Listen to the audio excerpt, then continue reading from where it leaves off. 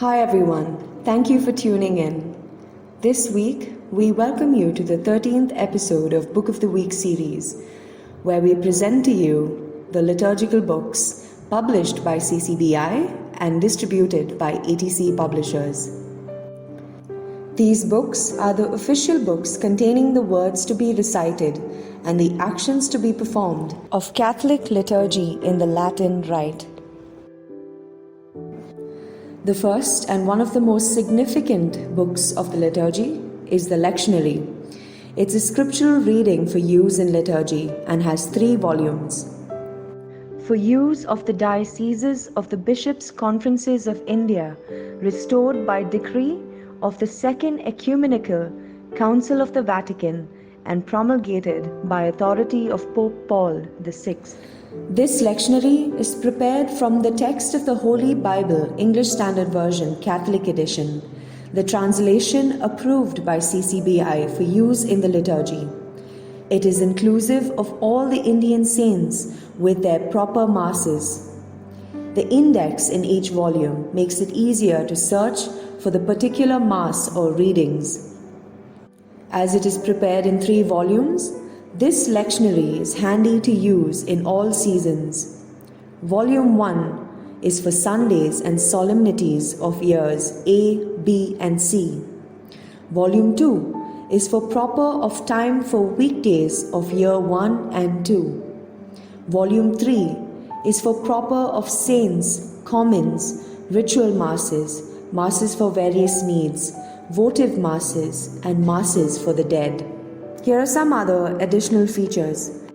Psalms reprinted from the revised Grail Psalms. Large font size with meaningful line breaks for easy reading. 2 ribbon markers and attractive hardback with gold foiling. The second book of the liturgy is the Book of the Gospels. All Gospel passages from the lectionary. This book contains the Gospel passages for Sundays of all 3 cycles, solemnities of the Lord celebrated in the ordinary time of all 3 cycles, feasts and solemnity of the Lord and the saints celebrated on Sundays, and ritual masses. It is carried in the entrance procession of the Mass.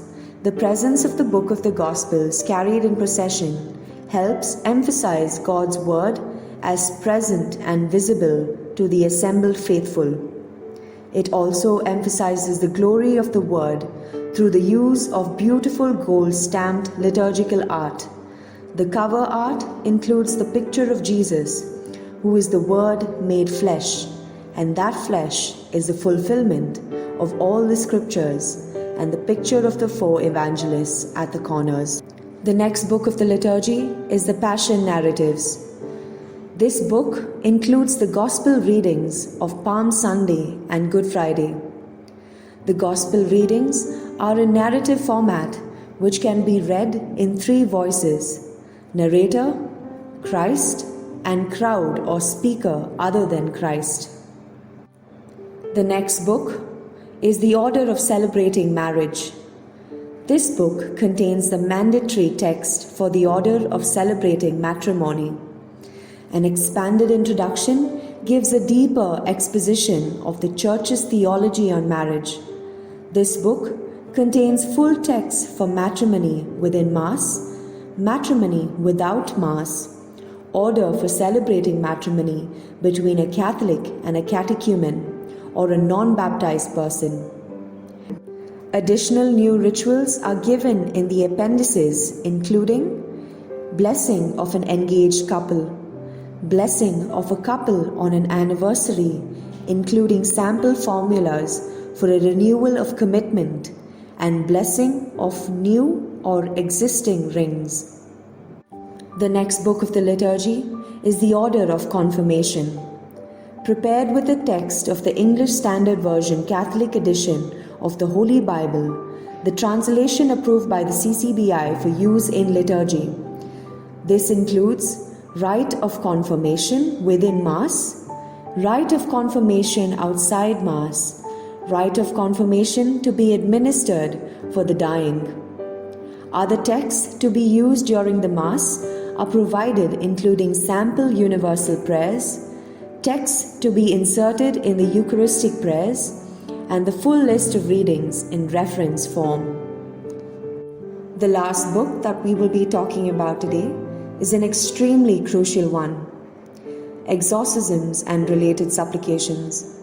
This contains extensive background on the history of the rite, current rules and procedures, and 2 chapters: the rite of major exorcism and various texts.